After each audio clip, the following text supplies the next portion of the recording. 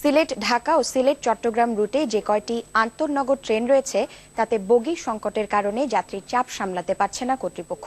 আর বগির সংখ্যা কমে যাওয়ায় দেখা দিয়েছে টিকিট সংকট। তাই বরাবরের মতো এবারও দুর্ভোগে পড়তে হচ্ছে যাত্রীদের। 30 সেপ্টেম্বর শুরু হচ্ছে দুর্গাপূজার আনুষ্ঠানিকতা। দরজায় কড়া নাড়ছে ঈদুল আজহাও।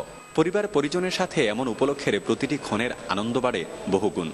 সড়কপথ তো আছেই, রেলেও থাকে বেজায় ভিড়। তবে সবার আগে চাই টিকিট।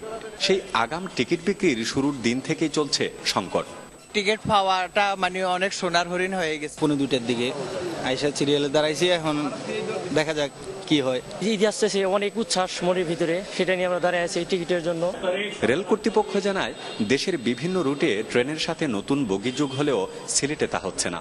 এ কারণে কিছুটা সমস্যা তৈরি হয়েছে। তবে যাত্রীদের চাহিদা মেটানোর চেষ্টা করছেন তারা।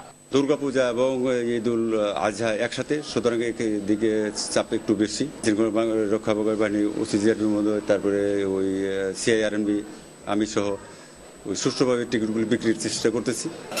রেল পুলিশ বলছে, সার্বিক নিরাপত্তা ও টিকিট কালোবাজারি দমনে বিশেষ ব্যবস্থা নেওয়া হয়েছে। ঈদের অগ্রিম টিকিট বিক্রি নিয়ে আমাদের সার্বক্ষণিক ভিজিলেন্স টিম গঠন করা হয়েছে। তারা তৎপর আছেন। কোনো প্রকার টিকিট কালোবাজারি, কোনো প্রকার আইন শৃঙ্খলা যাতে অবনতি না হয় সেই ব্যাপারে আমাদের পুলিশ এবং রেল নিরাপত্তা তৎপর আছেন।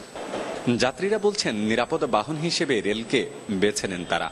কিন্তু যাত্রী সেবায় কাঙ্ক্ষিত মানের অভাব ও টিকিট সংকটে অনেকটা বাধ্য হয়ে তাদের যেতে হয় সড়ক পথে। দীর্ঘ যানজটে পোহাতে হয় অবর্ণনীয় দুর্ভোগ। গুলজার আহমেদ, চ্যানেল 24, সিলেট।